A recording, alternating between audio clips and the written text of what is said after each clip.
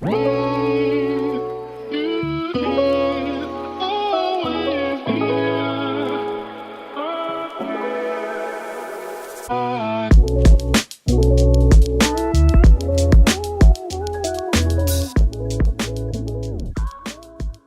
everyone, welcome to the second episode of the It Be Like That podcast. Today we have the same host as we had last week, me, Nakib, Tamid, Rafi, and Pratik.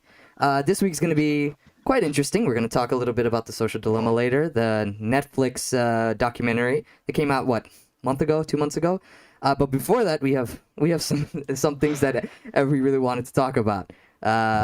Would you rather? Oh, does this count as like an icebreaker type of conversation? It's just, instead of getting into the deep shit real quick, start off with something a little bit more fun, I guess. Nothing like polarizing our audience right off the bat to pick a side, right? Which one of us do they like more, and which one of us do they agree with? Yeah. All right, to start off with, would you rather, guys, be able to do a jutsu from Naruto or magic from Harry Potter? To be more specific, from Boruto's dad's show. Right. God. or magic I from think Harry it's Potter. the clear answer, right? Like, there are no spells that can wipe out planets, but Okay, but like you say that's a clear answer, and like Yeah. I almost want to say like that's super debatable because like all right, Naruto they got some crazy ass ninja shit going on, but like yeah, I could transport Harry you to Potter another magic dimension. is also I'd just, never like, see it from you. immediate. What? Harry Potter, like you could just look at a dude and just whisper a thing, and then they're dead. Like that's it, gone. Million That pieces. sounds like gone. Itachi's like fucking fire eye shit. I mean, You ever hear those conversations about like a 7-year-old being like, "My dad can do this, but Yep. my dad can do this." That's what this conversation is gonna boil down to. But the way I I'm look telling at it you, is like, Boruto's dad's friend's brother can do that. Yeah. hold on, someone explain the Boruto dad shit. There's definitely people Boruto's listening who don't dad know what that is is. Naruto, who is the weeb shit that every middle school boy watched. I think for the most part, everyone's familiar with Naruto, Naruto, right? The fucking Pete ninjas running with their arms behind them in ways that don't make sense. Yeah, right? Timmy did that shit. I know that. I did that shit in the 3rd grade, and we're not gonna talk about that. We're gonna move on right now. And this is why we are his only friends. So just let you know. That's only half true. Only half though. Only half. But point We're half of being, his friends. Naruto done grew up, banged some woman, had a kid. Boruto gets his own show, and now Naruto doesn't exist, right? He doesn't matter. In summary, you move your hands, you do some crazy funky shit, scream something, some chant, and all of a sudden fire comes out of your hands. Now here's my thing to to that, right? Because in Naruto you gotta move your hands, and you sometimes do you have to say something, or is it saying something just for style? I think that's points? that's style points. It's like saying Kamehameha. But like everyone does it, so it's kind of like just part of the thing. Yeah. Hold on, I don't think you got past 2 episodes. There are a lot of ninjas that just don't say shit. They just that's fine. I get that. I totally get that. Yeah, but so like unnecessary. what I'm kind of comparing it to is like in Harry Potter, right? You have a equivalency in that you do a thing with your hand, which in this case is you use your wand, right? You also say something, but there's also parts in the later books that talk about you don't have to say something. You could just either think it or whisper. Like you could just do magic without speaking. Are we getting into the logistics of this guy's pick? I mean, it is kind of getting Naruto. into logistics. No, but here's my one argument, right? There's no chakra for magic, right? There's no I ran out of my magic. You So just keep casting spells. shitty at it. What's up? You could be shitty at it. Yeah. No, of course you could be shitty at ninja magic, right? You could be like, yo, my Rasengan fucked up and it blew up a house. Yo, Rasengan started off really cool, and then he started using it to rowboats and shit. It got really cool. Yeah, this became like a plot device. Or you could be Alright, let's Boruto and move just on. suck at it. I think the clear answer is Naruto. But It is Naruto. Is everyone on Naruto but me? Consensus Yeah, is you're Boruto's dad. fucking wrong. Okay, I'm bro. saying Consensus is I'm Boruto's gonna dad. say Harry Potter because you can't Boruto's run out of dead. spells. You could just keep casting until you're dead, or at the very least, just turn some motherfucker Boruto's into grandfather was the best ninja of all time. I'm just gonna say that. Alright, we're going to the next one. That was way too intense. I'm saying if this is Would You Rather, we gotta be polarizing Yeah. and intense on this wall-to-wall coverage. Yeah. We just wasted 5 minutes on This this is why bullshit. Naruto was the clear answer. Yeah. Don't you start this Oh, fight. Wait. It's the I will obvious die on If this you hill. This hill, disagree I'm with okay me, with you're dying gonna- on. I think Die yo, on the Harry. hill. I'll Wait, fucking- does Naruto have teleportation?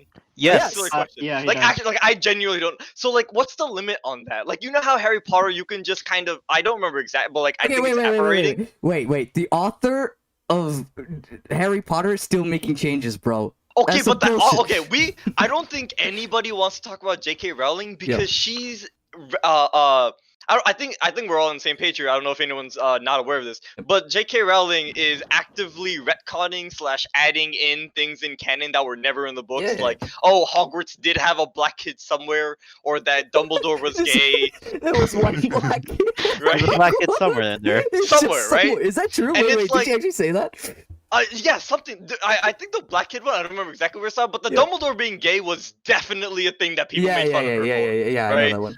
And then something about transgenders. I don't remember exactly what it is, but I know a lot of people are shitting on J.K. Rowling Okay, currently. we are not Because talking about this. I think she but like real quick, I think she wrote a book talking about some transgender person murdering straight people, and a lot of Ooh. people got really pissy because like J.K. Rowling, do you just hate transgenders? Are Okay, you afraid of them? We're not talking about this. So, would you rather be a Yeah. master of instruments, of all musical instruments, Yep. current and future, or would you rather be fluent in every language, current and future? Wait, let's say it again. So, be a complete master in all musical instruments, current to Yeah, future, in or parts. be naturally fluent in all languages. So, I immediately jumped towards being naturally fluent in all languages. I agree. Reasoning, you can literally go anywhere. You can literally You can go speak anywhere. to anyone. You can speak to the tribal people in Brazilian rainforests, right? Like even that, Mhm. even like I wish it Like was the also like people who've never been contacted before. yeah, I wish it was like also literate in every language, but that'd be OP. But that'd be overpowered. But Oh, you mean automatically, like reading hieroglyphics and actually being Yeah. able to figure out what they say? yeah. I mean, I see why Tamid is going towards this because his family barely understands his native language as it is. Okay, hold on. That's only Wait, it's not the language; it's the dialect. Yeah. no. Well, Let's it's be a real. Let's completely be different real. language. It's not the language or the dialect. It's It's to that me. my Bangla is pretty shit, and there are people listening who definitely know my Bangla is like mediocre at best. But I'm okay with that. I It's a- take comfort in that statement. Like if Right? this Right, No, was but just the language Bangla- thing, dialect. it's not even about like, oh, finally people understand my Bangla, like, ooh, right? But it's also just like, it's so powerful to be able to walk into like a UN meeting Yep. and just naturally converse with anybody in the room without the need of a translator, right? That just removes a huge barrier to having people be able to work with you and understand you. Yeah. So yeah, And also this the is why I musical wanted it. instruments, I'm not gonna try and boil it down too hard, but it's like that feels like a novelty more than like a really That's a really career. impactful skill. Yeah. So like, are you two both instruments? I'm instruments. What? Are you guys Um, both choose instruments? Well- I'm not sure actually. I was gonna say languages is probably the better option, but I feel like in 10, 15 years we won't need to know many languages because we'll have you know those Google AirPods that translate live time. Yes. I feel like within Yes. 10 years we'll have that. Like this ability seems kind of useless, but there won't be many things out there in the future that'll allow you to master every single instrument or know every single instrument. You know? That's a So I think I'm leaning towards instruments now. Yeah, me too. The only argument I'd have against Fuck. that is that you'd still be limited by whatever languages Google chooses to support, or like whatever tech company That's it is true. that rolls that product Right. out. No, you have to Yeah. Be be Right. limited to what they support, and they'd support the major languages. Sure, that'd be convenient, but like, let's say the uncontacted villages or tribes that have never really spoken to anyone else outside of their own region that Yeah. Nikki was mentioning, that would be useless there. Or really just any minor languages, right? Like Bangla is definitely not going to be on the first I already list know that of, shit. like, No, I already know that but- shit. but I already you're know talking- that shit. Alright, Doesn't matter wait, anymore. we can wait. pick something more like Sanskrit. Wait, what, Sanskrit's completely Rafi, dead. what's your argument? Bitch, Rafi, what what's am I your gonna use argument? that? I'm sorry. Rafi, what's your Rafi. argument? You see, the way I see with instruments is that sure the languages are great and all, but like personally, I'm probably not gonna go to the Amazon rainforest to try to speak to the tribal people. Probably just gonna go to like Europe and like maybe Asia and stuff, and like be I don't know, use like a translator and like try to talk through like a translator app or something. That's perfectly fine for me. The way I see with instruments is that it's a good way to like, I guess, get along with people. It's like a nice icebreaker of some sorts. If you're like, I don't know, somewhere where with like instruments and stuff, you can like just play along and like, people can just get along with you and like enjoy themselves around you and all that. So My argument to it's like a Pratik's- universal thing, I guess. Like, yeah, I see, like, being fluent or mastering all the instruments, I see, like, the appeal of it. Right? My like, specific, like, rebuttal towards what Pratik said about Google, like, doing the whole translation or any tech company doing the translation is, another thing is, like, think about the translations you get from Google Translate. How often is it really any good and outside of I very think the thing basic with Google fundamentals? Translate is that they are accurate for what you put in, right? Yeah. But the issue is a lot of time they'll translate word for word as opposed to Yep. being grammatically correct. No, not even right? grammatically. Like there's... a native speaker wouldn't phrase their translations the way Google Translate would be. No, there's also accents. There's also figures of speech. There's so many things that you don't know. And idioms don't. Yeah, that's the thing. Yeah. That's part of like it translate word for word, but idioms don't translate in Google Yep. Translate. Yeah. So the thing is, I think Google, in terms of English at least, it does understand accent. And I think the same thing is true with other languages like Spanish. I'm not sure about the other love languages, but it is getting better. I'm pretty sure within 10 years, like, even if I was naturally fluent in all languages, it wouldn't really be that crazy or that good utility-wise. But that's just my feeling. I don't really care about this. I just kind of want to say Naruto's better than Harry Potter. Okay, without go. All right, I'm trying to go back. I'm not gonna go back to the Harry Potter Naruto shit, which also we can't spend too much time on as this. fuck. I will say I do agree with Rafi in one respect. I agree with Rafi in a lot of ways, except for the main point of which one do I think is better. I think a lot of it does come down to communication, because sort of going down the line of what Rafi's saying, if music is universal, right? And if you start playing music, you can bond with a random stranger who has no idea what you're saying, but they can still appreciate what you're playing and that it's good music, right? And it's sort of that same reasoning along the lines of like, oh, would you pick languages? It's for the same reason of being able to communicate better with anybody as opposed to just whoever's languages you're limited to, right? Like sort of like the same reason why like stuff like Charlie Chaplin or Tom and Jerry blows up all over the world is because it's got no dialogue, it's just music and visuals, so everyone can appreciate that. Mm-hmm. I think we've beaten those two into the ground. I'm okay with that. And also, Takes wrong as fuck. Oh my god! I don't even know if I understood that. What did you say?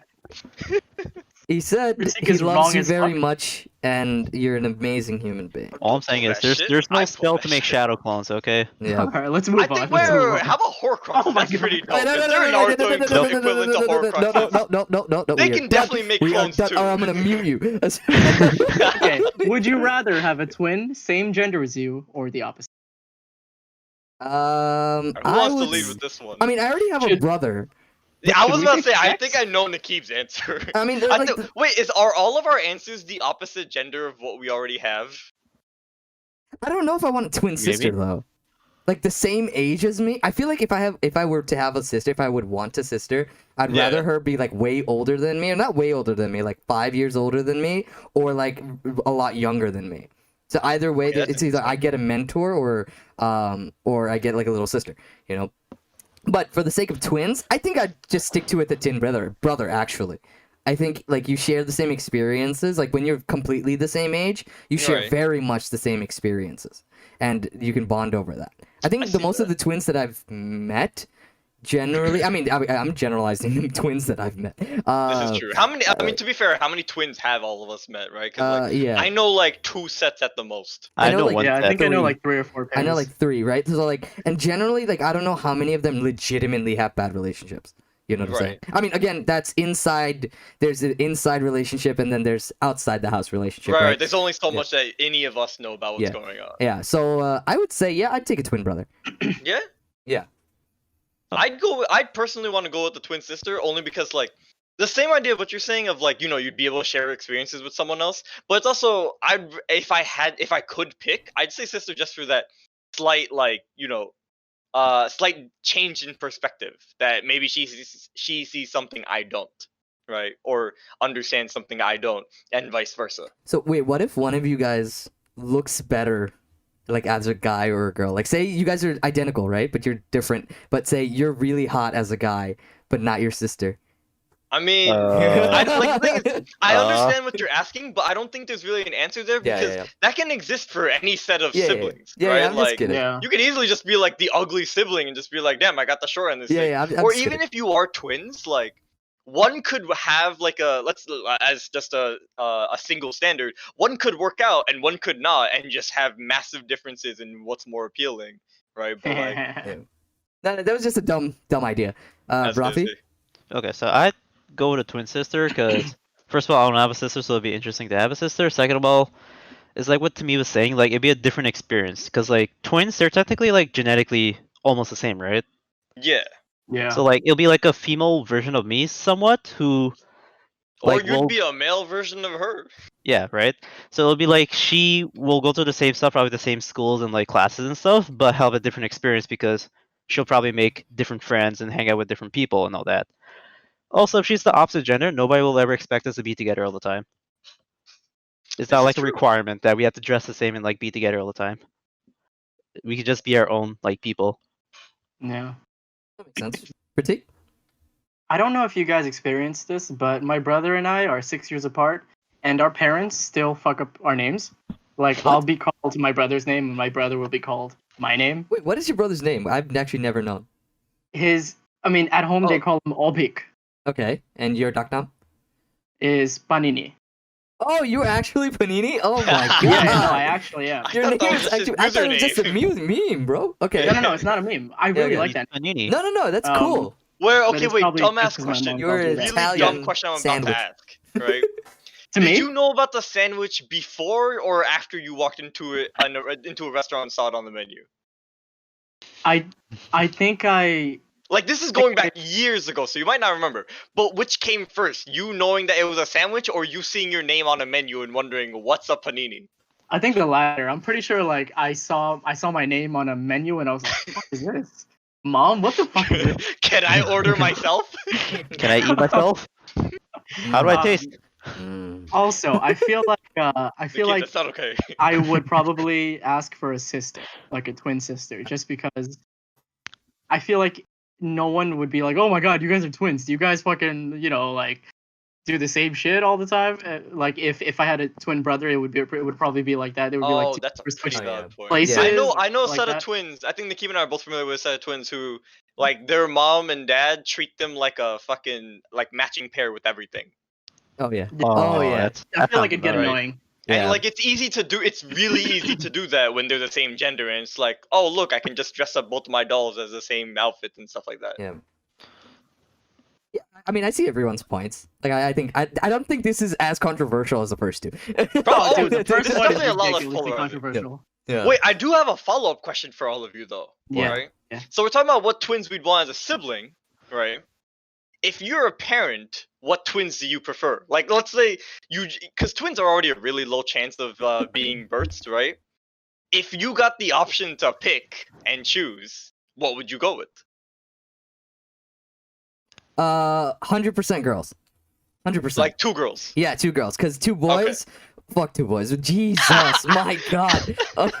Imagine the pain in the ass. Two Are you little just brown talking boys. about your mom right now? Like, Bro, my mom went through hell, man. for With my anyone brother, are listening you and isn't shitting me? aware, this man has a younger brother. I have a and- younger brother. We fought all the time. My God, hell no! I am not having two brown boys, energetic little shits, run around in my house, fuck up my shit. No, it's not happening. Well, all right, that was a pretty. Yeah, I you know, were- I know that boy and a fucking girl. answer. I'd have a boy and I'd a girl probably too. just go. Yeah. Boy and a girl. Just Yeah, for the all right. diversity, yeah. I feel like that's a good dynamic. Because like raising a boy and raising a girl are two very different things. Like especially in brown communities where like Right. there's different expectations for boys and girls. So like it'll be like interesting to just get a boy and a girl and then like never have to worry about having kids again because I just got both genders at once. That's it. No more. No more kids. Rafi's thinking efficiently. Oh yeah, Rafi's thinking, okay, we're gonna optimize our time. Our wife is spending only 9 months in labor for 2 kids. That's double the yield. Okay, great. That means more time spent raising, less time spent making. Okay, cool. Exactly. Oh my We'll start their God. college fund together right now. That's a bit of a cost we're gonna have to deal with up front, but we'll take that. But that means they finish school faster and they're out of the house faster. Oh my God. Benefits, cost benefit analysis for this Yeah, shit. yeah. I'm saying this because I have a little brother 18 years younger than me, so Oh, this That's is an interesting one. That Damn. yeah. You're like half a dad over Yeah. there. Who's next? Oh, did I not answer? Yeah, I don't think you did. Oh, I would just go with same as Pratik. I would go for one guy, one girl. Just because like in my head it's like, hey, instead of being tired of my 2 sons or my 2 daughters, be like, all right, I'm tired of one, I'll go to the other, and vice versa. Or, you know, just mix it up. Switching teams. One's getting annoying. All right, there's the other one. They're both fine. I'm sure I'll love both of them. That's not a question, but you know, To me, Swap it's teams, familiar with switching teams. I mean, what does that even mean? Wait, what? I I mean, Hanky you panky know, in the boys parks. and girls. What? Okay, I Oh, lost Anyway. Pratik on that one. Moving on. Moving on. I'm moving gonna on. assume everyone I'm else just lost him. Moving on. Moving on. Let's see. Yeah. Moving Pratik on. lost himself I there. think I think. you said boy and a girl, right? I said boy and a girl, yeah. Yeah. Why? What? Why? Wait, is it for the first Why? question? No. To me's question. To me's question. I feel like it would just. I don't know. For the diversity and the dynamic at home, I feel like it would be better if I had 2 boys. It would be fucking annoying. If I had 2 girls, it would be fucking annoying as well. I think having a mix would be less fucking annoying. There's nothing to back this up. It's just a feeling I have at this point in time. I mean, yeah, of course. I mean, you know, I actually misinterpreted the question. I thought it was only either 2 boys, 2 girls. But I will stand by my answer. I will stand by my answer. okay. 2 girls. 2 girls easy for Yeah, you? 2 girls, 2 girls. All right. Sounds expensive. Yeah, Either way. Sound expensive. let's move on. You better get us a Sephora credit card. Oh my God. Oh no, I Uh, said either way. I feel like they're both expensive. Oh, as they're shit. always gonna be expensive. I mean, Anyway. kids themselves are just inherently expensive, right? If Yeah. it's not you're Kids are buying very shit for expensive. them, or they're not outgrowing their own clothing and toys. There's also college. They'll break stuff for sure. This They'll is have a yeah. long different topic. tastes over time, different things that they're gonna be interested in as they're This is, growing this up. is Yeah, a where long are we topic, at? guys. This is a long We're at topic. 20 minutes. We have Do to a get fucking tip. we have to get to the crux of today's podcast, right? So we all took the time this week to watch The Social Dilemma, a documentary on Netflix. Which is, I guess, revolving around the idea of how powerful these social media companies legitimately are, how much And control dangerous. and dangerous, yeah, potentially dangerous. Well, not potentially, it is dangerous. They have been, and I guess just shedding light on the topic. I'm assuming all of us, every single one of us, saw something in this documentary that really kind of like made us think like what, Resonated? like yeah, like resonated or like opened your eyes, I guess, to like holy shit, this is actually like happening. At least for me, I didn't think it was as big of a problem as it legitimately seems like it is. Does anyone want to start off with some general ideas or want to give a synopsis? I don't know. I think a quick synopsis is probably a good idea here. I guess as a quick rundown, they sort of talk about what sort of led to social media companies being so successful, right? And for the documentary, I mean, all documentaries do technically have their own sort of perspective or spin on things. And here, a lot of things that they focus on is sort of the heavy emphasis on algorithms and just letting the websites themselves sort of learn about you, your preferences, and basically what gets you as an individual user on these sites like Facebook, Instagram, YouTube, or even just Google in general, to click on the things they want you to click on, right? That includes stuff like other people's posts, advertisements, which make these companies all their money, as well as, you know, stuff like getting you to think in ways that they want you to think, right? And sort of the risks slash like already confirmed like dangers that come with that, and their overwhelming presence in both individual lives and society as a whole. And they pointed out a couple specific examples that we'll delve into later. Stuff like Pizzagate or the most recent 2016 elections, or even the upcoming 2020 elections, are definitely affected by this. We have it written down here. It's like these companies or like these platforms were initially just purely created to. I mean, every company is created to make money, right? Generate revenue. Initially, the target of any social media website or page is to get users, right? To become as big as possible. Now the goal is to keep users on the platform for as long as possible because that's how they generate revenue, right? The more ads that you look at, the more articles that you click, the more money these companies make. That is literally the business model, right? Now that brings a lot of problems, right? With that, I mean, think about it, guys. I was talking to Pratik yesterday. Everyone, can you guys open your phones and go to your what is it called? Pratik, what is it called? It's a daily I usage. don't know. Oh, Daily daily usage? usage. Your screen time? Yeah, your screen time, Screen right? time. Yes. Why don't we all share how much time today, or like say in the last week, we've spent on like social media platforms? Oh Like, man, I yeah. have not. I've never checked that. Like- Like I know like- it's there in my phone, but I've Yeah. literally never. Let's go bothered take a looking. look at this. Yeah, my Oh. daily average on my phone is 2 hours and 9 minutes, but the majority of that is on Instagram by more than half. I have an hour 8 minutes on Instagram, and then the rest is like Spotify, Discord. Is It's it- just changing songs and replying to What messages. is it actually called? I forgot. Is it screen time? Is it just screen time? Yeah, it It's is a screen time. widget for me. I don't actually Yeah. know what it is. Okay, it's Screen screen time time. is for Android. I think you're remembering for. No, I'm for on it. what you I'm had. on it. I have it. For Oh, screen okay. time, yeah. Okay, so I mean, unfortunately, it's Sunday, so it hasn't tracked for me. But today, right, I have most of my percentages on YouTube, which I will count as a social media platform. Then I have Apollo, which is Reddit, and then I have Twitch. After that, so like my numbers are 40 minutes on YouTube, 20 minutes on Reddit, 20 minutes on Twitch, 17 minutes on Instagram, 15 minutes on TikTok. And generally, in general, most of the time, I'm on my messages, YouTube, Yeah. or IG. Generally, for me, is like maybe I spend half an hour in a day on Instagram, and Yeah. then TikTok's been picking up recently. Hey, so real quick question about the TikToks. Are there ads on there? Yes. Like Yes. a lot of them? Is it like every third one, like Instagram does? Ads I think are a lot less prevalent on TikTok, but when you open the app, you get an ad, Yeah. and then every now and then you'll get an ad while you're scrolling through Okay. through TikTok.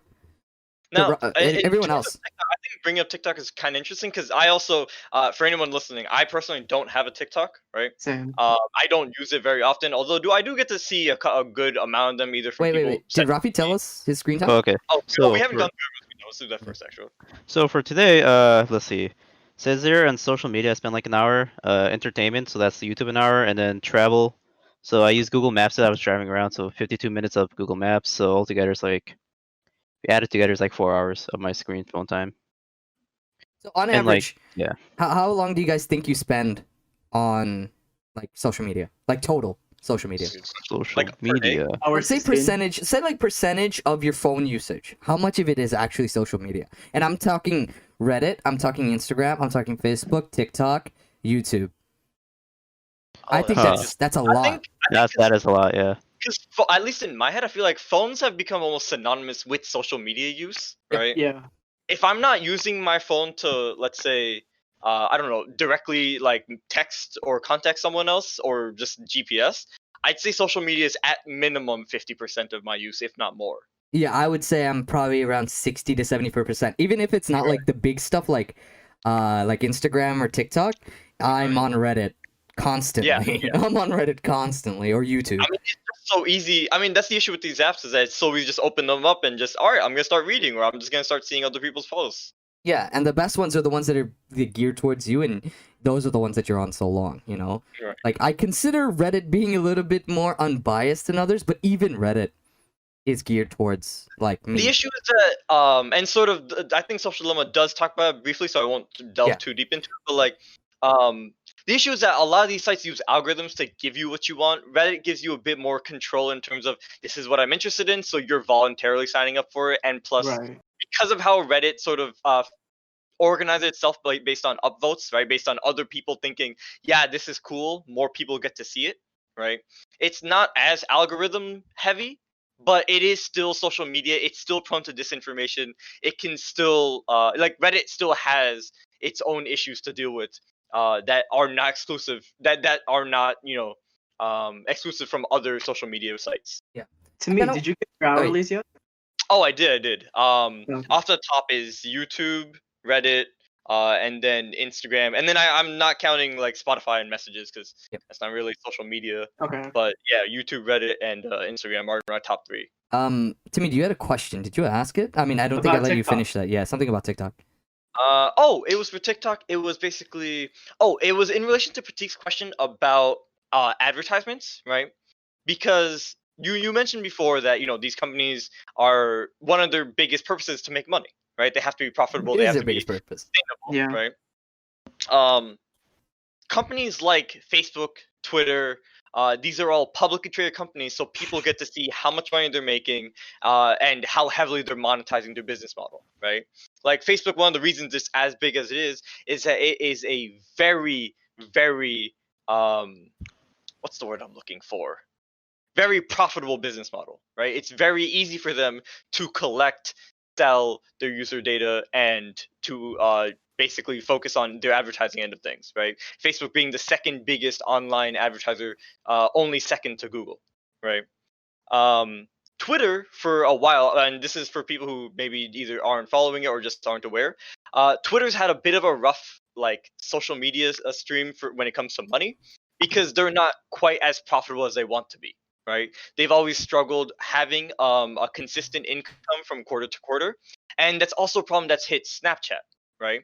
Snapchat, if anyone remembers, from like anywhere between 6 months to a year, maybe longer than that, it kept getting redesigns because their creators kept looking for ways to insert more ads, to find more ways to monetize, and they ended up hitting their user base really hard to the point where when users are hit with, hey, I got redesigns, which people don't like, to put more ads, which people still don't like, they start migrating to other platforms like Instagram stories, which at the time was just an easy way for people to be like, hey, this does more or less the same thing.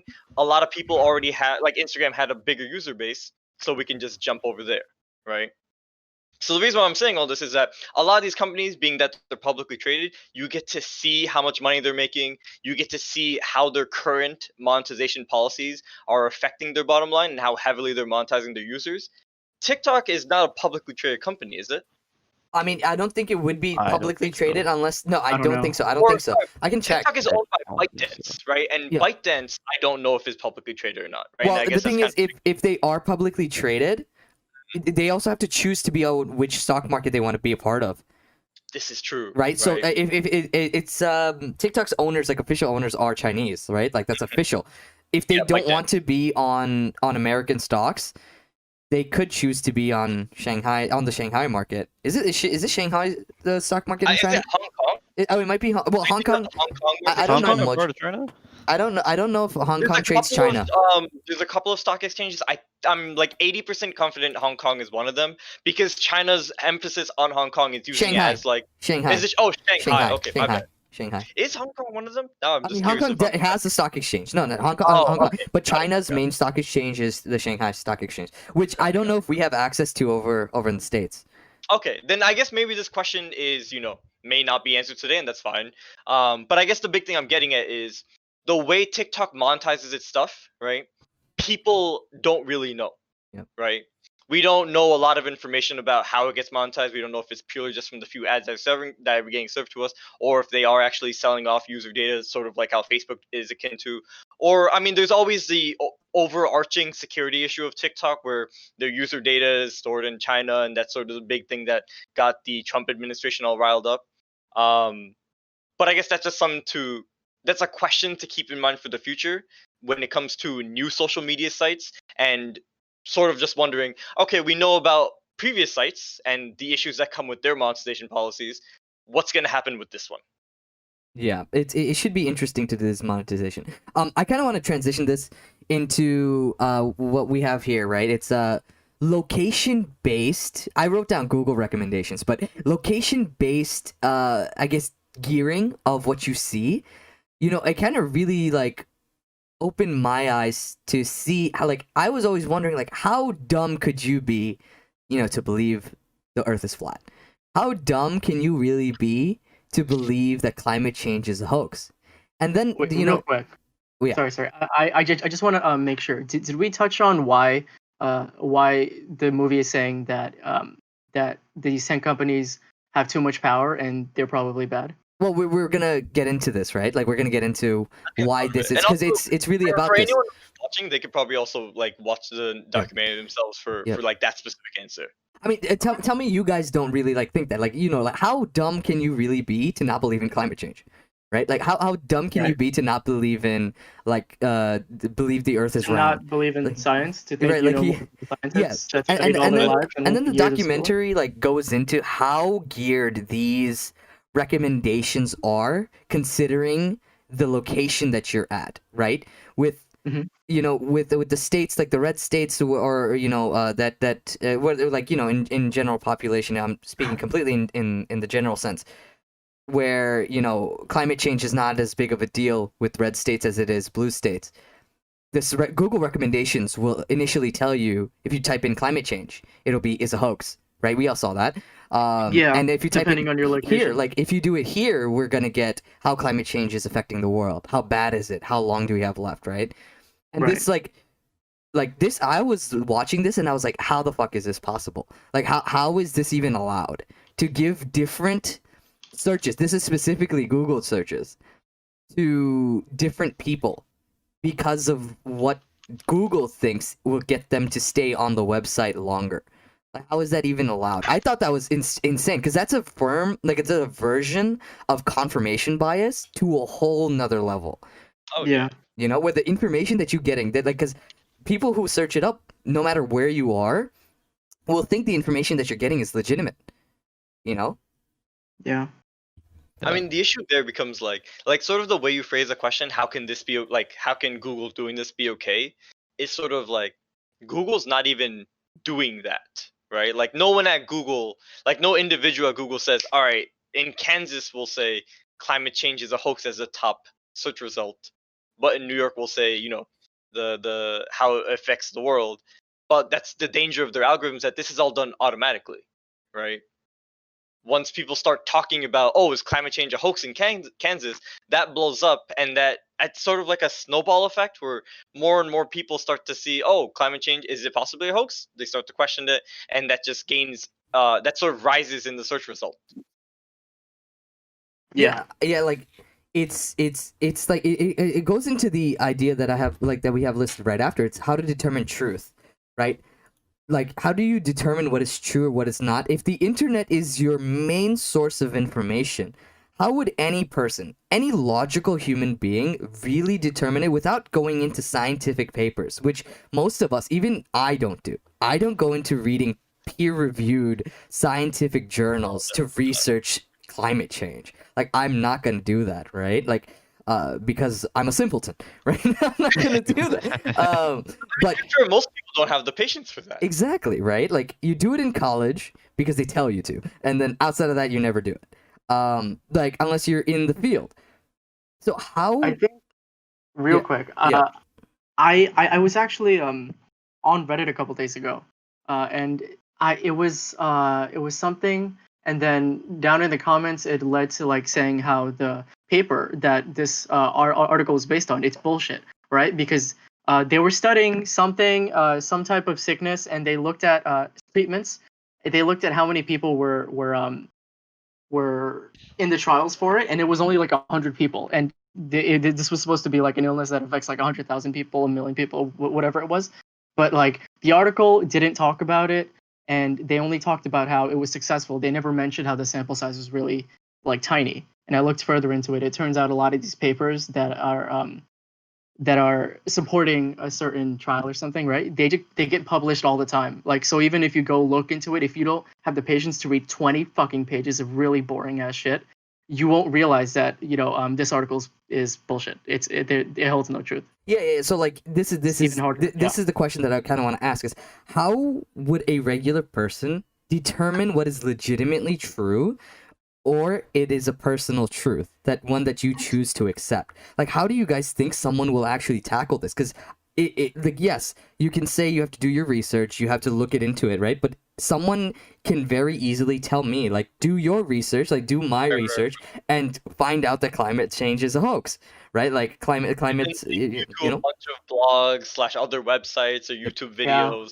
all pointing at information saying, "Hey, Earth is flat," or "Vaccines give autism," right? right, and then, like, again, this is like, imagine on the other side, right? Like, we kind of use these examples as a way to show you that, hey, these things are fake and they're not true, right? Where, yeah, we're sitting here and we're like, we have scientific backing, right? Because of why? Because why? Because the articles that we read, the articles that we see, the things that we choose to accept say that. You know what I'm saying? So sometimes you kind of, like, I kind of thought of it as like, it's not the fact that, like, oh, what if I'm thinking like I'm thinking about this the wrong way, but now I see how people have become so polarized. You know, I've become so Yeah. divided in everything, even something that shouldn't be polarizing, like like anti-vax, right? I will stand by this. Anti-vax is a dumbass idea and concept, but but the thing is, now I see why people fall for it. You know what I'm saying? But Yeah. the thing is, on the other side, someone can say, I can see how you fall for how anti-vax is not is like good. You know what I'm saying? Or vaccines are bad. You know? And they do cause autism. Yeah, like, someone can easily tell me that, right? And I can see why they would tell me that, right? Now 'Cause- the issue there becomes like, does that mean these websites, these companies, they need to be putting more money / energy into fact checking, into making sure their own results, the things that their own algorithms recommend, are like actually accurate, are actually from credible sources? Like, this is like that me asking this question unfortunately won't be answered today, because that's an ongoing issue with uh uh like Facebook and Twitter and Google, and especially is only becoming worse of a problem with stuff like the election. But like, I think these websites that spread misinformation, I don't think it's by mistake. I think it's targeted and they know that it will drive a lot of clicks, which will lead to ad revenue. And that's why they exist. I don't even think the majority of the people who create these websites believe it themselves. I mean, even those websites, their whole goal is to gain as many clicks and Clicks as many as possible, reads as right. possible, right? Because that's how they're going to Right. generate revenue. It's all about the game, right? It's all about the game of making money, right? And now this can turn dangerous, right? I mean, think about it. Like, we have this next thing written here, right? Pizzagate, right? It was talked about in the Social Dilemma, and there was also the whole Wayfair incident, where Right. both of these are very similar stories. Where every time you order a box of Domino's or you order like a piece of furniture from Wayfair, it means that, like, a child is being fucking sold. right. You know, And like, it's so dangerous. Like, I'm sorry, I'm gonna jump in for a second, because like, it's so wild that it's so easy for this information to be spread by literally anyone. I mean, the Right. whole point is, tell me that is not compelling. You see something that says every time you order a box of Domino's, a child is being sold. Right. The thing is, everyone's like, I think we can all agree universally, unless you are a walking piece of filth, pedophilia is wrong. Right. Yeah. Yes. Selling I children agree, to yes. slavery. I We agree. can all. I think this is On not the a record. hot take for this On the podcast record. page, right? Yeah, we can go on the record and say pedophilia. That's a no good, right? That's a no. We don't support that. We don't condone that. Off the hell with you, right? Or whatever you care for the rest of the afterlife. But like, the issue is, these things like Pizzagate and Wayfair, they play on people's emotions to be like, hey, this is a problem. There are kids being sold into pedophile rings.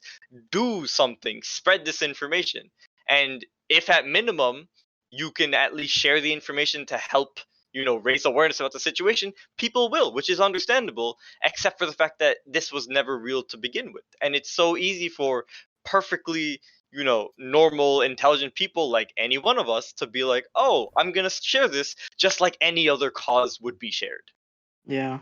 And the thing is, when it's something dangerous like this, things will happen. Like, someone in the documentary itself, someone walked into a Domino's, or I think it was a Pizza Hut, with an I think AR. it was a small, like, family-owned pizza store. It wasn't even a chain. Yeah, right, Right. like, with like an AR, and told he said that, like, he was trying to stop the pedophile ring. He was trying to liberate. To be more accurate, he was trying to liberate the children in the basement. Yeah. Right? A man with an assault rifle marched into a pizza store and essentially held up the store saying, "I'd like, liberate the kids in the basement that I know are down there." He said that with Yeah. all the resoluteness of everything he'd seen and read. And even when the police were arresting him, the documentary had the police body cams where the cops are asking, "What are you doing?" And he specifically says, "I'm here to save the kids in the basement." To which, one of the cops is just bewildered, but the other cop knows what he's talking about. And it's just tragic that someone like that, who in all other scenarios, if you just meet this guy at a coffee shop or just encounter him in the street, might be a perfectly normal human being, but just Yeah. happened to fall for this sort of misinformation because that's where the clicks led him to, right? That's the rabbit hole he fell into. Yeah, and then I think there should be freedom of speech on the internet to this what? extent. Can you say that again? What was that? Wait. What did you say? Oh, I said I don't think there should be freedom of speech on the internet like this to this extent. I mean, I Because think it could should end up- be freedom of spreading misinformation. I don't think that is I don't think that is withheld. I don't think that's held up by the Constitution. You can't freedom of speech. I don't think allows you to spread false information. I mean, arguably it's the same reason why you can't walk into a movie theater and shout fire. Yep. Right. Freedom of 'Cause it speech puts protects lives you on to it. make any opinions you want or to make any hot takes you want to make, but without any sort of consequences. But you can't willingly spread disinformation with the intention of I'm gonna get people to think the wrong thing, right? So that is innately illegal, right? But It is. But the issue is it also walks Are there into consequences? no. The issue here becomes it's the internet. mediating the First Amendment is always a touchy subject, right? People, whenever it comes to, is this okay? Is this not okay? Where do we draw the line? At what point? Legally speaking, the First Amendment is always a very touchy subject, right? So that there's so much gray area in this entire conversation. Now this is we can start asking the question of political disinformation. I really don't want to get into politics. I really we did it in the first episode, but Yeah, I think we got to it. yeah, but the idea that say sometimes you may ask oh how can you fix this? An argument may be the government takes control, but then there's an innate problem to that. Whoever is in power will have so much control over what the public sees to the point where they can spread propaganda without the public even understanding that it is propaganda. Right. I mean, that's the whole point. To that extent, that was one of the examples in the documentary, right? They talk about in Myanmar, every person who buys a smartphone is forced to have Facebook downloaded onto it, at which point they can be fed information by the Myanmar government, and that can lead to manipulation, which eventually resulted in I'm so sorry, I forgot the name of them. Not the Uyghurs. What's the group of Muslims that were? It starts with an I'm not R. sure. That's with an R. Myanmar.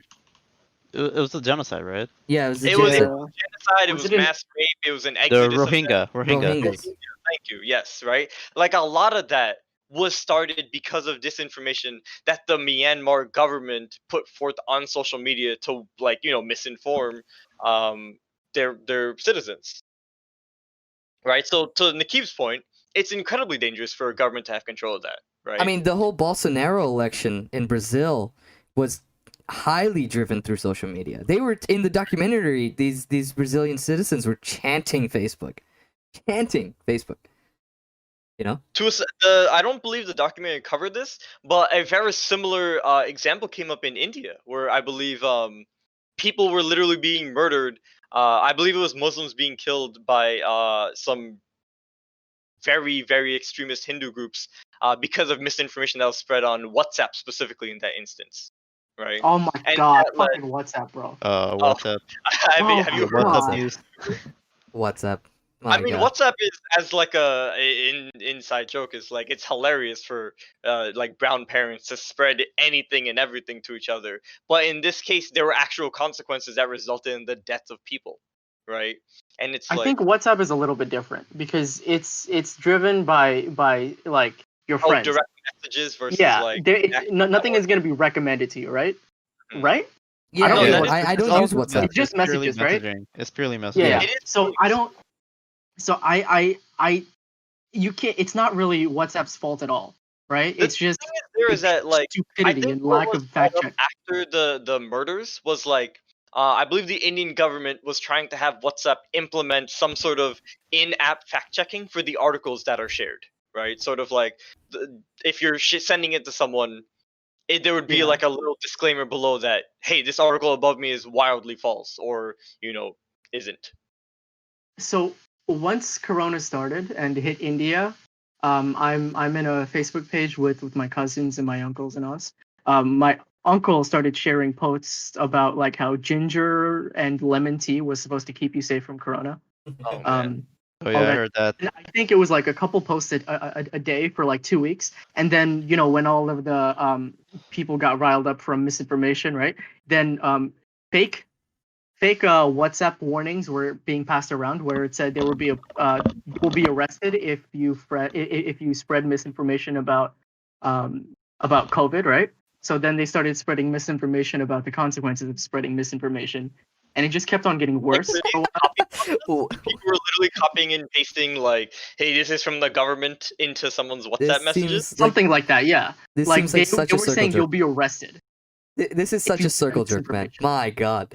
And like Want this, to explain what a circle jerk for is this for I everyone? think you can understand. I think I'm just kidding. I'm not gonna explain what a circle jerk is. Maybe we cut that part out. I don't know. That will be All fine. right.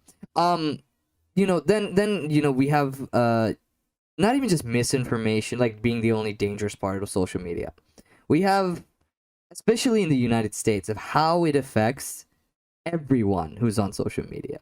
Whether you're, as preteen is, I feel like a lot of these documentaries and things focus on preteens and like teens because suicide rates, depression, but it affects everyone.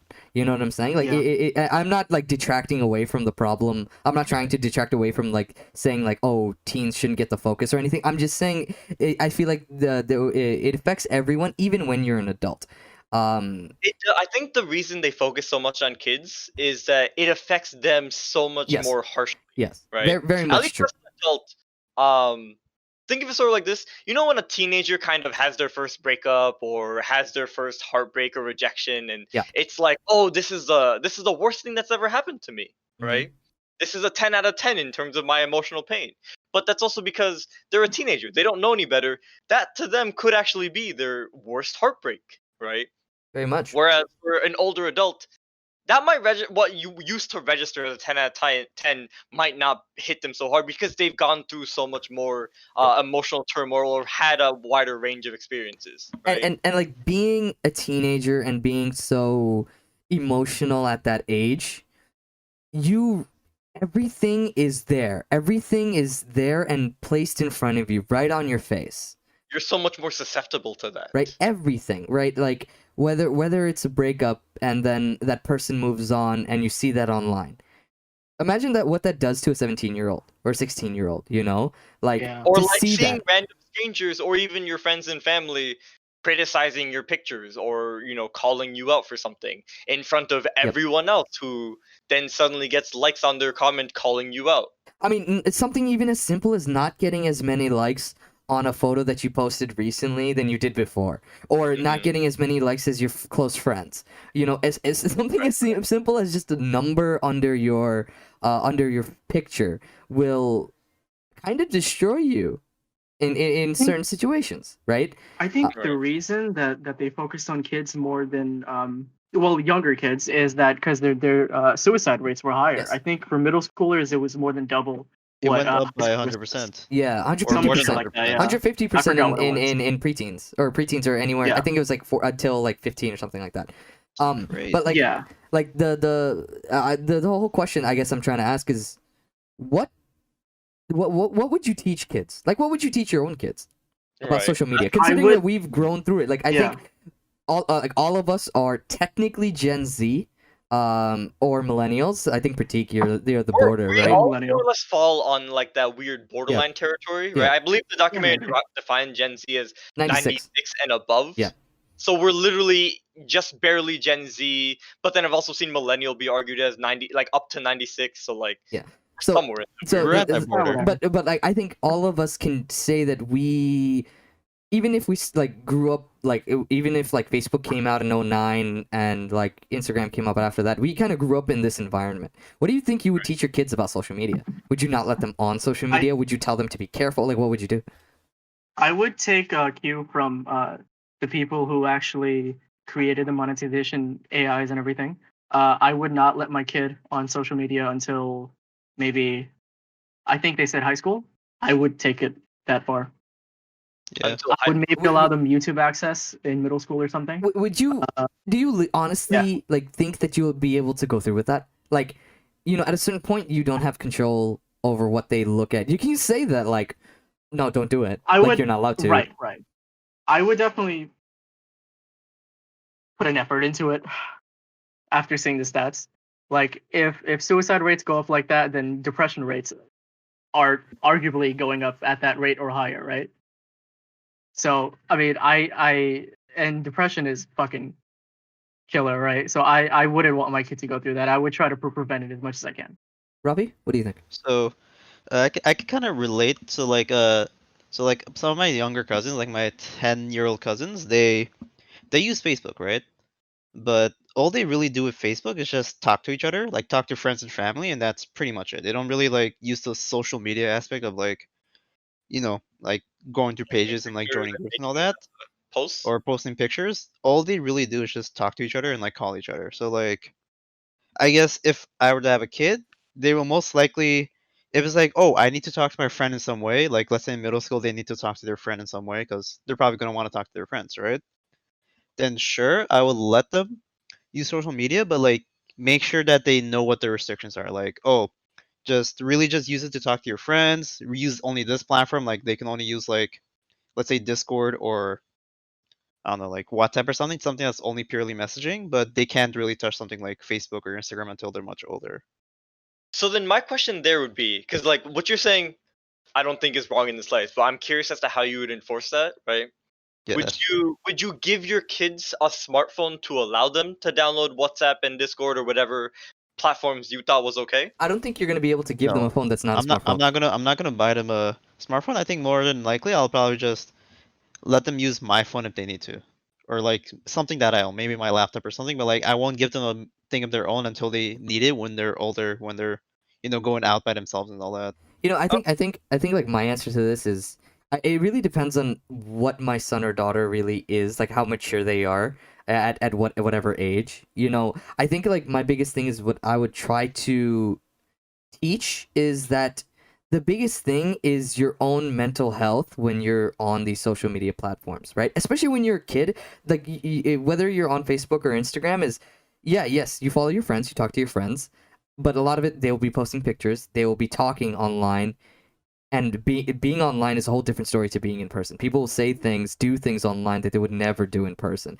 I think my biggest thing is like to sit them down and like make sure that they understand what social media legitimately is and that their value as a person is not defined by how many people like their photo.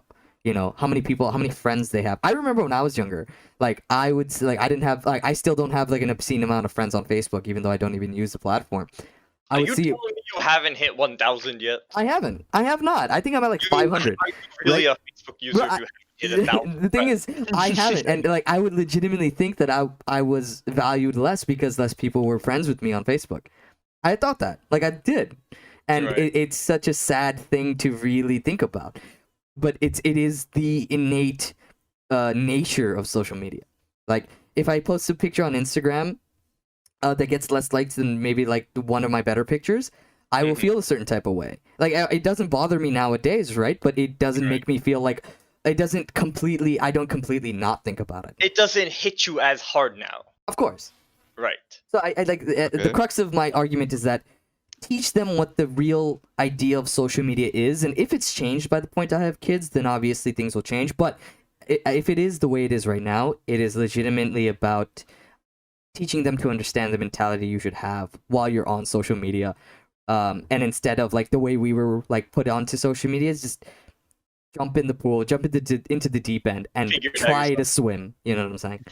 Okay, so I have a question for you then, like a follow-up, I guess.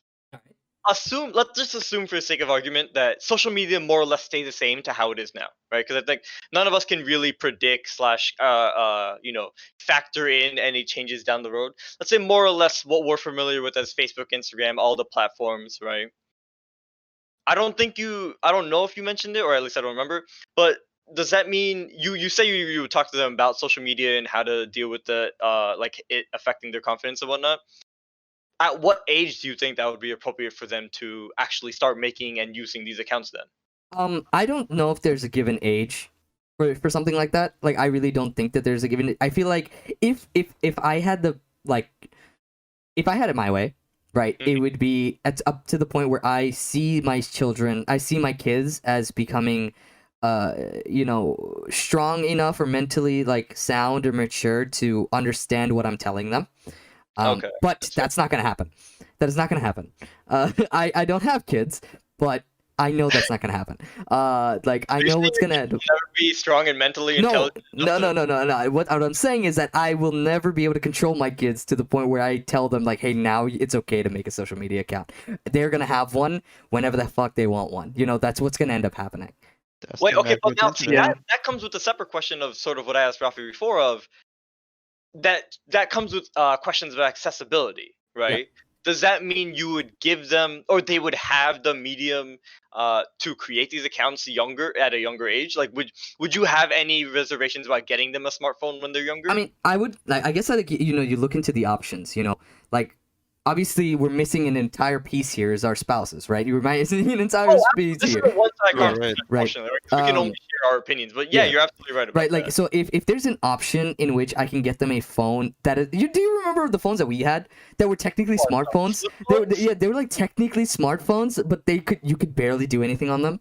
Are you talking about like Blackberries and Sidekicks? Are you talking yeah, shit like that. I'm gonna just share for a second. My first phone was back in high school. Like, not even the beginning of high school. It wasn't until like sophomore or junior year of high school. Sophomore year. I think I remember that quite clear. My dumbass was walking around with a flip phone, like a straight up T9 flip phone, because my parents didn't want to get me anything nicer. That's some hot there was shit. no internet on that shit. If I want to text someone, I'm sitting there. If I want to say hi, I'm hitting 4448. Yeah. 678 999 821. But no, Right? the thing is, if that's an option, which I like, burner phones are obviously going to be an option. Would you get a dumb phone for I would get a dumb phone. I would get a dumb phone. Up until what point? To like what? Like, I guess I don't think I put a hard age on it. Always the factor of our kids are always going to be different, right? Some kids may mature faster than others, or you may just have that conversation with them earlier. Yeah. But I think sort of on an average, we can just look at it in sort of like a more zoomed out general view, right? At what grade / age do you think it would be most likely for them to be mature enough? I think it'll be inevitable, like, of them having social media accounts, and like the 6th or 7th grade. I think they will have, no matter how hard you try, I think they will have social media accounts at maximum 7th grade. Like, after that, they will 100% have one. Before that, maybe you can work around it. I think in the 7th grade is like, or 6th grade is when they will have it, whether that you like it or not. You know what I'm saying? Now, that's more or less like around 12 to 13. Yes. Yeah. And at that point, and I mean, we've like, me and Tamid and Rafi have all worked with kids these age, right? And I think at that age, if they're not complete assholes, like, you can actually get through to your kids. I'd like to think so, right? Like, those kids around that age usually do have some capacity to actually understand the weight of what you're saying. Yes. I don't think you raise them like assholes, right? Don't get me wrong. There are kids who are raised to be complete shitbags, and you'd be surprised. I think in some point of the movie they talked about how the kids kind of don't have a chance. They don't have a chance because, like, there are, for every single app out there that they have on their phone, for every single social media app, there's like a set team of software engineers that their job is to fight for attention, right? Like, they have to amount of time. They have to maximize the amount of time. They're fighting other apps. They're fighting real life. They already beat real life, right? That's why we're on our phones all the time, right? But it's their job to make this shit as addicting as possible, so they can monetize for clicks. 100%, right? Even if you like logic it through with a kid, I don't think even adults would be able to fight it. Like, if they have the option to, and it's just like instant dopamine or serotonin, whichever it is, I feel like eventually you would lose that fight. So then, just to double back for a second, if I remember correctly, did you say you want to make sure your kids were at least in high school till they got a social media account? Um, What I did think you say? I think I might have said that. I think I mean for phones. Oh, just Like phone. with social media on Just- their phones, I think they would probably have to wait till high school because they're gonna have social media on their computers, right? Like Right. I don't think it could stop Yeah. them from that. On their phones. Um, well, this also goes into the question of how do you guys think social media should be regulated? Should it be regulated? Oh wait, before we jump into that, Yep. I'm sorry. Are these like? Am I asking too many off-brand questions? Because I feel like this is such an interesting like well we to can hop. we can I keep like talking it. about this. We can keep Interesting talking about this. topic, Because yeah. I have one more last thing. Because Yeah. I heard all of your responses as to sort of what age slash time range slash requisites, right? Especially in the Keith's case, you would want to have fulfilled before you let them have a social media account or let them have the medium to make a social media account. What do you like? Because the issue is, unfortunately, anytime we raise kids, right, and like, of course, there's the factor of a spouse that none of us are actually talking about right now. And for the sake of conversation, I guess we won't factor that in immediately. But kids are not raised in a vacuum, right? No. Being kids, they go to school, they interact with other kids. Those other kids come from any variety of homes and any variety of different methods of parenting slash teaching slash role models and whatnot. What happens when, let's say, your young child, whether young is 8, 10, 12, maybe even younger than that, they see their friend has a smartphone, they see their friend has these social media accounts, and they straight up ask you, hey, can I do that? What would your response to that be, or how would you work around that? So this is why my answer was a little bit more vague, is because that crosses my mind. It's like I did it because everyone else had one, because I didn't Yeah. want to miss out, right? And that like social media it is nowadays, it is not, oh, it's a fun thing to have that everyone has. It is literally how people communicate. It is straight up how people communicate in the world we live in today. My answer to that would be, first of all, if they're like 8, 9, I'm gonna straight up probably just end up saying no. Like, I don't feel like at 8 or 9 years old. Like my cousin is 10 years old, and the fact that she has social media bugs me to all hell. But I'm not her father, right? I'm not her brother. Like, that's my little cousin. You don't give a shit about her. Wait. Well, It's you not don't my have to. place. I'm just kidding. I'm just kidding. It's not my place. It's straight up not my place. Put your phone away. No, I agree. I didn't agree know though. that app. I mean, like, it's straight up not my place. If they're 10, no, 11, maybe 12 is when you have the conversation. Because I think the biggest thing, at least for me, to teach my kids is your identity on social media is not who you are. It never will be, and it just is not. Because that is how you fall into, the idea of making yourself on social media the best person you want other people to see. Because that's what we all are. That is legitimately what we all are. But it is Right. not actually who I am. I don't give a fuck about what I post on social media. It's gotten me into hot water, and it's gotten my friends into hot water. But I don't care about what I post on social media, because I know at the end of the day it doesn't mean anything. It does not mean anything. That's pretty fair. I think that's a pretty strong answer. Like, Rafi, Pratik, do you have anything you want to add? Let's see. So, I would also say no, depending on their age, obviously. So, like, most likely, if they hear about social media, they'll probably hear from like some kid at their school, probably like late elementary or early middle school.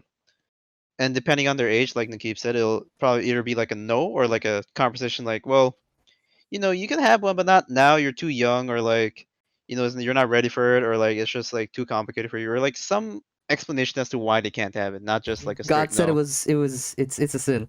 Yeah, always use the God card if you can. The God card is always good. Just carrying around a winged dragon of Ra with you all the time. With using precision to be like, finish your food or you're going straight to hell. Yeah. So when I wanted something like a bike or like a scooter, and my friends had it, and I asked my dad like, hey, he has one, why can't I have one? Right? My dad's answer would probably be because their parents don't care about them. or some shit like that. And I was like, what the fuck? I don't think I would end up saying that. That's a little troll answer. Holy shit. That's a That is fucking a troll troll answer. But like, what do you say to that? No, as a My kid, you dad can't just say told anything. Yeah, as a kid, you're like, what the fuck? Wait, what? I got that answer in relation to me wanting to go outside and like hang out with my friends. I'd be like, Oh, "Ma, yeah. they're all hanging out after school. Can I go hang out with them?" She's like, "Not they're street kids. Their parents Not are on a there." school night. Not on, oh yeah. They Not on a belong. school. Pratik, I'm sorry, we cut you off. What were you gonna say? Oh yeah. that's right. So I also have like a side. I'm sorry. That's never mind. Okay. I have a tangent. When would you guys have the sex talk with your kids? Oh, maybe we should we should stay on topic for now. That's a I don't very have big kids. tangent. I don't have to worry because about I- that. the reason I'm bringing it up is because I feel like I would probably have the sex talk before the social media talk. Whoa, that's really early, dude. Really, that's interesting. That's Oh. really early. I feel like The reason why I think this question is worth talking about, Nikib, is because unfortunately social media can have explicit things, Oh, right? that's true. No, that's true. Yeah. I Yeah. didn't think about that. Unfortunately, kids can be exposed to things they either don't understand or don't grasp the weight of. Oh, okay. Right. Yeah. Now I see that. I see that argument. and also when you're on social media, there are a bunch of pedophiles, right? And how do you explain to a kid without having no. a sex How do talk? you Oh explain to no. Oh what a no. Wait, Yeah. Rafi, wait, Yeah, how do you Rafi- explain to a kid that there's a person out there who Wait. wants to like? Wait, really quickly. Rafi said something that I want him to I didn't hear expand it. on. Rafi said, "I don't have to worry about that." I don't know what this means. I mean, for Oh. now, Oh, It's for not now. something I have Okay, to worry okay. about for Yeah, now. yeah, Oh, okay, okay. yeah. Of course. I don't have kids, so what do I have to worry about? I'll Lit. figure out when I get there. That is Yeah. true. Right. That's a So talk that like I mean, I just wanted to bring I'm it not up. It sure was I just need like that. a No, little that's side. I think that a lot of this is unfortunately going to come down to, all right, we'll just have to wing it as parents. I'm being so idealistic. Like, so Yeah, idealistic. Right. This is Guys, everything we're saying right now is in the vacuum of, yeah, as if we could understand what's going on, look at the big picture, and cherry pick right the exact moment we think is the best time to talk about this, right? Yeah. Independent of other outside factors. But in terms of the sex talk, I understand why you would say you should probably have the talk before you talk about social media, because it's so easy for kids to either make jokes that are wildly inappropriate or make references to things that they just Yeah. don't grasp. I think like the easiest thing the easiest example I can think of is like middle schoolers joking about rape on social media and not understanding just how heavy and how much of Yeah. a like exactly what that even entails, right? A lot of kids could just see it as ha ha ha, like that's it, right? They don't understand exactly what's even like what that means or how Yeah. how much of a dark topic that is. The weight of that Right. conversation is a lot Right. more. Is a lot more. I mean, it's just a lot more heavy than like kids legitimately think it is. I mean, kids joke about everything. Kids in middle school are the most Yeah. heartless bastards I've ever met in my Kids- life. Kids can be really fucking vicious. middle school can be really heartless. Yeah. Also, I have a side question. Did your parents ever have the sex talk with you guys? Never. No. We're all No. brown. We're all I I brown. still don't know No. what it is. I'm pretty sure Never I don't heard think of any it. of us I don't know do. what it is. public school system has taught us Yep. either that or the minute we get married, suddenly God will give us the information in a moment of divine intervention, Yes. and we will suddenly know how to make children. No. Guys. I No, don't know in what it is. fifth grade. In fifth grade, I think there was a plan for us to have a sex talk in class, right? There's like someone was gonna come in, explain how it is, and explain the dangers of unprotected sex and all that shit, right? Yep. Mhm. They sent a permission slip home. It's more of a notice. Your parents didn't need to sign; you just had to show it to them, and Right. then Oh, I maybe remember having what one of signed those. like Didn't have that. acknowledgement of this happening. But my mom was like, no. She wrote down no, and then she told the teacher, tell her you can't hear, and she said it really calm, She right? said you tell her you can't hear, like you're deaf. No. Tell her you can't hear this. Tell her you okay, don't okay. want to hear this, Okay. right? I see. And I was like, Ma, but I already know what this is. She was like, no, you don't. You'll understand when you're older. And I was like, When Oh. you're no, married. you do. Like I'm in fifth grade. We joke about this stuff. Just Oh to share my own God, dude. experience, I believe it was either like 6th or 7th grade in my middle school that we had this talk, right? Yep. And it was like just like critique. They sent out the waivers, and it was like it was just like it wasn't even yes or no. It was just sign this out if you want Acknowledgement, to go, right? Yeah. like just an opt-out form essentially, right? And I remember my mom reading the form, being Oh, like, knocked out. Okay. "Is this necessary?" And I was just like, "I don't know if it's necessary." Like my dumbass middle school stuff that isn't fully aware of what's going on, doesn't understand the weight of the sex talk. But all I told her was, "If you say no, they'll pull me out of class, right, and Oh put me my somewhere." god. Right? My mom heard that and she's like, "I don't need my son pulled out of class for this. I'm gonna just say yeah. The public What? school system can do with it as they will." I don't know if Uh. I'm just not remembering, but I don't have a memory of that talk in like 6th grade or 7th grade. Like my earliest memory of the school system telling me was in physical education, not PE. What? It was in is it sex ed in high school? Health? Probably Yeah, health. Health class, Yeah, health class. health in high school. Like that was the first official thing. Because I don't remember. I can't actually remember whether like I was pulled out of class during that conversation or we just never had it. I just don't remember. I remember Yeah. like one day I think they separate all the boys and the girls. The boys are in one room, girls in another room, and we watched a video about our changing bodies or something like Watch that. a video. I think it was just like Watched a people video? explaining like how you like grow or whatever, or like Oh, someone was Rafi there. went to a good school. He got actual video.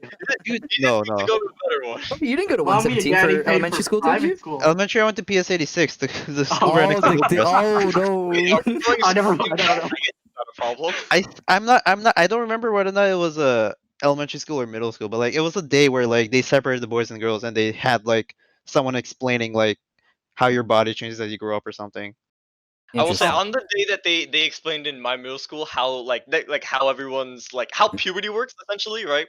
And they split up the boys and girls. I remember the gym teacher passed out Old Spice deodorant to all the dudes. You're Yes, right? shitting me. yes, What? The side of the deodorant was like a little information packet, basically explaining puberty to you, and like this, like maybe the size of your four fingers, right? Like a tiny little cute packet, right, with pictures and illustrations, right? And then one of the pages What? was, "Here's what an erection is," right? I wish I And had. Oh. What the Yeah, hell? and it had like a diagram for it. Oh, I right? didn't have that. And I remember my health teacher at the time was like, "Okay, so we're having this talk. You're gonna take this home. You're gonna apply the deodorant. You know, yada yada. Just make sure you don't do too much, right? And like, don't slice off a bit and just leave it under your armpits to melt or some shit like that." I remember that joke because I was like, "That's a weird joke, but I guess that's a valid point to make in case someone's really stupid." And she was like, "All right, just make sure you know." You want to take this information as guys. You want to just keep it to yourself. All the girls don't need to hear about this, right? Dude, the And girls I think had enough later to we worry found about out that day. the girls were told more or less the same thing for their own information and their own packets. Literally, the next period, my class at gym, everyone's showing each other packets and Oh looking my god. at oh, that's what this looks like. Oh, that's what that looks like. And it's all these information packets. And I remember the health class was run by the gym teacher. So our class specifically had him next period. And he just looked at us like, "Oh, the packet's already out." Like that. It was like, why would you expect these kids to not share the thing you told them not to share? Like how They're friends, yeah. naive. Oh, I have a stupid puberty story. Holy moly. So I was in high school, like in the very epicenter of puberty. I was at the peak puberty phase. I was maybe like sophomore, right? I think that's like peak puberty, like 15, right? Yeah. I remember, like, I mean, this is like, you know, as guys, we have. What happens during puberty, guys? Like, for us, what happens? What's the big Body thing that generally body hair, right? Body hair. Body hair, yeah. Body hair, and then what's the random thing that happens every now and every 5 minutes Oh, when you're boners 15? all the time. Yeah. Oh, yeah. yeah. So it happens, right? I mean, every guy's experienced the random one in class and have to stand up. So this is not that type of story. I was in class one day, right? And yeah, it happened, right? And I was leaving class, and all of a sudden, like, there's like it's like a weird feeling like in my pants, right? I'm just like very strange. It's not like horny or anything like that, right? And I thought, like, legitimately thought, my 15-year-old brain was like, is this the next thing of puberty? Am I like what's going on? Like, why is my leg like shaking? And then I put my hand in my pocket and it's just my phone vibrating. That's all it was. It's just my phone vibrating. And I was like, I was such a fucking idiot. Oh. Okay. I want to make fun of you, but also you're a dumbass kid who doesn't know any better. Yeah. You have no idea what this stuff means or Yeah. Yeah, and speaking of like the whole, like, you guys got the whole deodorant packet thing. I don't know, did Rafi Pratik, did you get anything like that in school? Yeah, I got that. I didn't get the pamphlet showing what an erection is or anything. Yeah. Oh, Just a we big rushed ass the same day. The girls also got the period. Oh. So in So middle the school, guys were like laughing oh, about dicks and shit and like body hair and pubes, right? Because some of the kids had pubes, whatever, right? But then the girls came back like fucking mortified. Oh. Like they just found out every single month or so, right? They're gonna bleed, and it's never gonna stop until menopause. Okay. All right, I We- think we we- can't get too much of a conversation about Yeah, that, yeah. but girls, I think we can all appreciate and just recognize girls have it rough. Yes, Right. they do. Yeah. Yes, they do. Yes. Puberty, girls have it really rough. Nah, bro, I gotta Oh, yeah. shave every week. No, I'm kidding. I'm kidding. Okay, this is like I never had that thing like from the high school, like deodorant and anything. Like they never taught me. But I got very lucky with the family that I have. My mom, crazy hygienic, like just a little crazy on that side. And same with my aunt who lived with me. And as soon as they saw a semblance of armpit hair, I got deodorant. And I got yelled at to like make sure I take a shower every fucking day. Like I got yelled at to make sure I took a shower every day, and they would like at the first like few months, my mom would put on my deodorant for me to make sure I did it right. Like she'd be like, "Get over here." Yeah. Like she'd be like, "Get over here. I'm not making you smell like shit. That'll never happen in this household." And I'm like, "Okay, mom." And then as soon as I turned like 15, my mom gave me like a razor. So like, I got lucky with my mom. So my parents, when I was going to puberty, they were like, yeah, so you need to start cleaning yourself up. Like they were telling me to like, clean my armpit hair and like my pubes and all that, right? So like, I think that's the only time they actually ever touched, puberty with me ever. Wait, they told you to shave your pubes? Well, not shave, but like, trim. They told you to trim your pubes? Yes. Explicitly? Keep yourself clean. Oh, they just said Like that. Yeah. explicitly, Keep or yourself they clean. said keep yourself clean? Just keep yourself clean, like clean the hair like on your body, like armpit hair. And they were like in your private parts. I'm like, oh, okay. Oh wow. That's a really important distinction to make because, Yeah. like, I mean, that's a sensitive topic for parents to bring up. That's crazy. It's a topic that your parents should probably bring up, right? Like personal hygiene. Oh, of course. Sure, I mean, 100%. our grandparents are, they shy away from these things. Yep. Oh, But yeah, I also no, don't know if we Nick Cave, diverted far away from We've the never social dilemma. very Oh, far yeah, away yeah. from social dilemma. But this, You're right, I guess. I, I'll share okay, one last story regulations just on was it? the tangent to Nakib's is I Oh, remember yeah. when I was in high school, like early high school, my mom just walked into my room. I'm sitting there playing video games like, a dumbass high school kid would, right? I'm sitting there playing Mass Effect, doing whatever story thing, yada, yada, yada. She just looks at me. And I look back at her. I don't know why she's looking at me funny. And she just looks at me for like 2 more seconds. She's like, I'm gonna buy you a razor. You got some dirty hair on top of your lip, right? I was like, oh, I guess I have a mustache. I look in the mirror. I mean, I had noticed my mustache is growing out, but I didn't. Dumb high school kid growing his very first mustache doesn't know what's going on. Even Right, calling it a right. mustache is like an exaggeration because that was nothing more than like upper Peach lip fuzz. hair. Yeah. Right. And then hey, next day my mom's like, "Here's a razor. Go deal with that." yeah. Done. Yeah. I didn't grow a beard until like middle of college, so I was always shaving. Yeah. But we real have, quick, yeah. last tangent. I'm yes, so sorry. nice, excellent. So Every time I So- want to move back into our original topic, dickheads. So when I went to India for my sister/cousin's wedding, I had a beard, right? Wait. It wasn't like a crazy beard. It was kind Say of like sister/cousin. What? yeah. So like I grew up with her for the first 3 years of my life. So I she was understand. just like an older sister. Okay. And my nickname for her is literally Didi Pai, which means sister brother. That doesn't matter. Yeah, sorry, Anyway, yeah, whatever. I had a beard, right? It was very, very small. It was like on the lowest setting of the trimmer, right? Barely anything there. It's just stub. And my grandma saw me, and I didn't realize how fucking racist my grandma was. She took one look at me the first time she saw me. She was like, "Why do you have facial hair like a dirty Muslim?" Oof. Oh I no. think I told you guys this. I told you. God damn. Oh no. Yeah, And, yeah, and I was so taken aback because in my head I have this picture of my grandma being this nice sweet old lady that like fucking just like waddles around because she's very small too. She's like 4.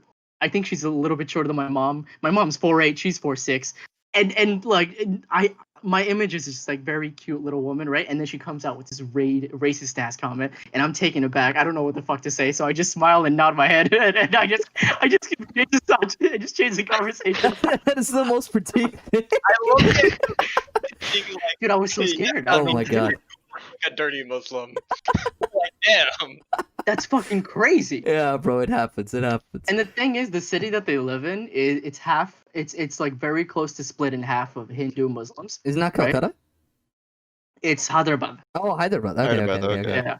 So I don't know what the fuck happened, but like, okay, let's get back to it. I'm sorry. Wait, real Okay. quick, just because I think it's worth Yes. Oh for a my moment. god. Like last note. Suck my balls, bro. I think what can we say like 3 out of 4 of us currently are Muslims on varying degrees of practicing, right? So when we say dirty Yeah. Muslim, like this I hope isn't, so. screw that demographic. I hope so. Varying degrees of practicing for sure. Yeah. I mean, it's very much true that our parents and especially our grandparents are just teensy weensy, closet racist, but that's. Lately. I mean, I think Go it's back to- very well known that brown parents are pretty racist. Okay, we have really fallen off of the social dilemma. That's Just to quickly wrap it up, should there be regulations on social media? And if so, what kind? Like, what would you really do? Okay, so I think there should be regulations on social media. I think it's the job of the social media company to find out and like sort through misinformation. Because a lot of these things, like we talked about Pizzagate, it like someone had you said AK, AR, something. I don't know. Yeah. No, they took it like a they had a weapon, right? They had arms and they were ready to shoot people. To I guess free the kids that were Free there. the children that didn't exist in the basement Right. that didn't exist. Which that was the funniest part. That pizza shop didn't have a basement. Yeah, that pizza shop didn't have a basement, but like I think it should be on the social. I think it should be the job of the social media company to figure that shit out, right? Like if they can create AI to maximize attention span and like fucking do all that shit, they can definitely figure something out, right? We can give them time, whatever. They I think the create main algorithms to yeah. help with misinformation. I mean, Right. okay, and like after they like figure out truth and everything. I mean, what would that entail? Like, would you? I think sorry to cut you off for a second, but like I think we're starting to see just the bare roots of it right now. Yeah. But I think a lot of it does come down to the services themselves fact checking the sites, the articles that are posted on these sites, right? Yeah. Like if you post an article onto Facebook or Twitter or whatnot, it recognizes that's an article, right? It posts a little thumbnail, it gives a little headline, it has the link and whatnot. And only recently, let's say just Twitter as an example, has started marking what it thinks is just abject disinformation as, hey, Yeah. with a little disclaimer at the bottom saying, hey, this is false, right? And here's Twitter- a link to a credited source saying exactly what the actual truth of the matter is. But it would essentially be that on a much larger, wider scale. And now the issue there becomes you could easily start talking about you can have a conversation about how does that apply for things that are currently in progress, right? Things that where information may not completely be like where facts may not be at 100% or moral gray areas and stuff like that.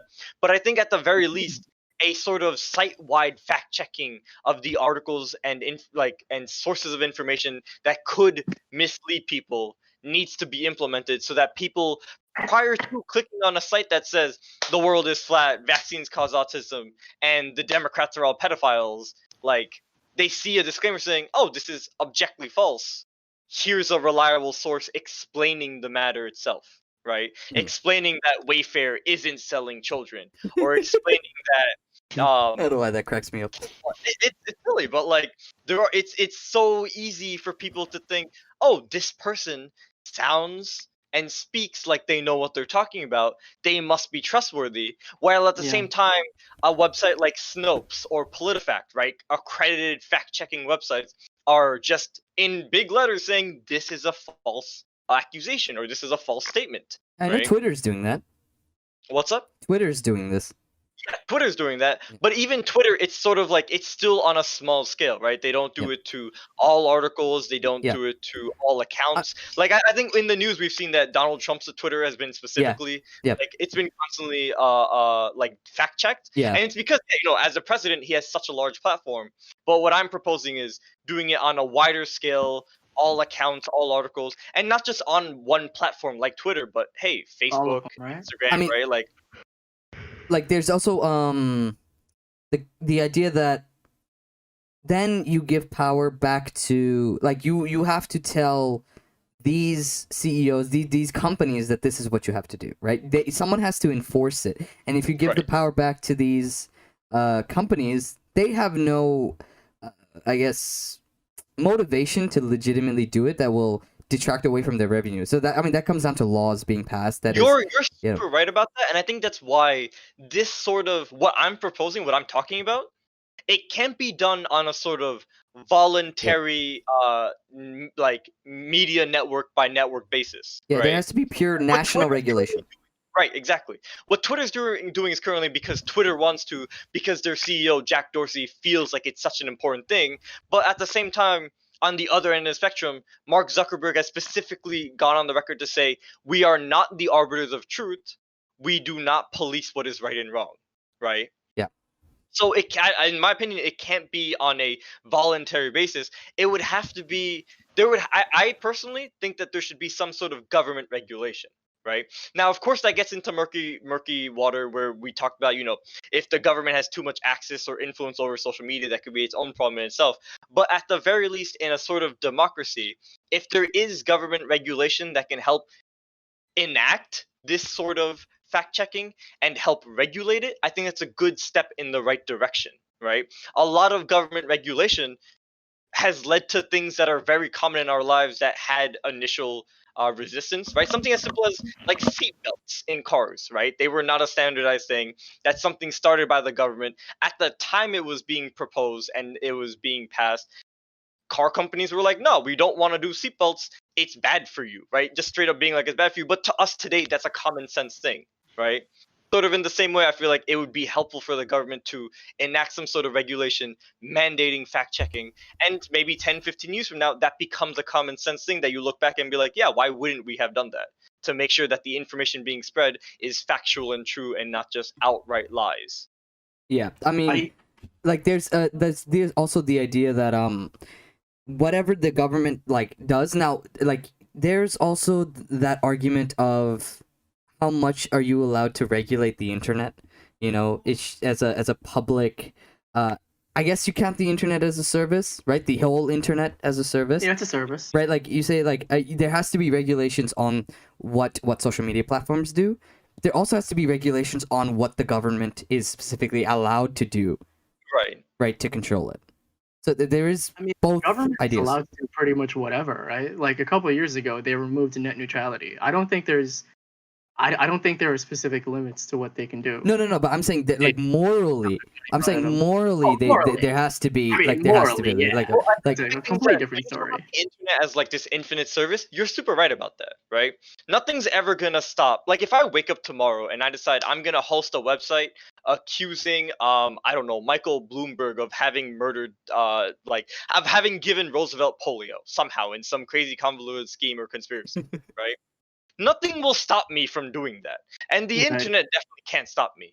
But if I make an article talking about it and it gets people to think that's true and some people start sharing that on Twitter as a platform, I think we can look at as like, okay, me as an individual or my website as a single site, that's free. That's fine. That's freedom of speech, right?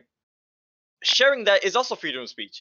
But being told or being notified that, hey, this is an objectively false claim, there's no information to prove it, here's what the actual truth of the matter is, and Yep. it's that Roosevelt was born with polio, right? And not, given to him by Michael Bloomberg as a baby or some shit like that, right? I think it's not crazy to think that the largest platforms could be moderated better, even when there's no reason to ever try moderating the internet as a whole. Yeah.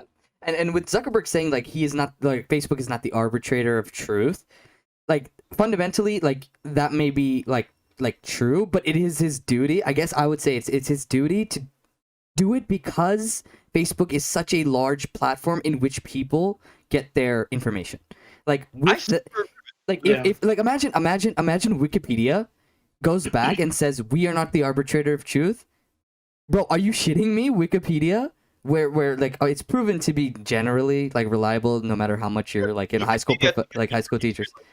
Yeah, they're listed Genuine, sources. good source of Right, information. right. Like imagine Wikipedia, right, where you literally have an article on everything this world has to offer, goes and says that we don't care if it's true or not. Like, Right. are you shitting me? Are you like actually shitting me? Like, how is that even remotely allowed? And you Yeah, know, Mark Zuckerberg just said it to get just get the people off his back. yeah, of course. He Play it he out. wants to keep his. It's cheap He's gonna cop-out. keep Yeah. his business. Like Then my question to you guys would be, if we're saying, like obviously a voluntary basis is not gonna cut it, right? If Twitter says yes and Facebook says no, that's not enough. If you don't wanna think about a government regulation forcing the companies to do it, are there any other ways to approach this problem? Or to no, I'm get saying someone it has to go through. It probably like it has to go through government. Like it will go through government. I think, and this is more like a note on like the American government, how slow the government is to accommodate or like put into law things that should have been done hundreds of years ago, or in this case tens of years ago, right? Right. That is just the nature of our government and implementing laws that should have been placed a long time ago. And we just have to kind of deal with that and hope that, I mean, make sure that the elected officials do something about it, because it's dangerous. So we're losing people, we're losing lives. Right. I think it should probably be an international committee. But And again, That way, lobbying what would you really call be it, as what much the as it can. International Committee of Social Media Management, or like like what Yeah, I Yeah. think that should be a thing. Like the UN has different, like there's a World Trade Organization, World Health Organization. you can have a social media organization. It's not crazy to think that there's, if not social media, like a world internet, or like I'm sure there's more nuance to that. But like Yeah. I can see where Pratik is going with this. No, Something, but then like if you do For an the internet US organization, government- What? if you do an internet organization, that's going to go around back to mediating a free service. oh yeah, because You then know, there's so that's issues. impossible. It's not a free service. Well, No, I think no. with- sorry, do you want to To continue? me, go ahead. Oh, okay. No, what I was gonna say was that one of the big issues or roadblocks that comes with having an international committee or regulation is that different countries have widely varying views on how to moderate something as wide and free as the internet, right? China and Russia's take on the internet is like a night and day difference to what we see as a Right. free internet, right? Yeah. China's got the Great Wall. Russia has incredibly strict regulations on what kind of sites and speech is okay online. The Great Right. Firewall. Yeah, to the point where you could just be punished or just not have access to anything that the government themselves don't agree with, right? So unfortunately, that's just another thing that it has its Right. pros and Well, the Um, reason I brought it up is because if you throw enough money at people who make the bills, it'll just go through, right? That's like something to worry about, I think. If you just look at it from the U.S. point of view, yeah. So, I'm sorry. I think we're gonna have to cut it like there. We're closing in on yeah, we are like an definitely going hour and 40 An minutes. hour and a half. Yeah, an so hour. yeah. if we wanted to, we could talk about this for hours, and Oh, I definitely we could. But I think we're gonna end it here. Thanks everyone for tuning in to this episode of the Be Like That podcast. I'm Make sure excited to for the third one. make sure to check us out next week. We're going to be talking about men's health next week. So everyone look forward to that. All right, boys. Anything else? Anything you all want to say? I'm excited about the third one. I was excited about it before the second one even happened. So. Yep. Third I'll one should say be it fun. to you listening. Don't care who you are. You look great today. To me, trying to be a fan favorite, dickhead. Kissing ass. Fuck, Kiss kiss ass. ass. Kiss To me, ass. To me, did Hey, nothing wrong. we can end it now. We can just end it. All right. Thank you again, everyone, and we'll catch you later.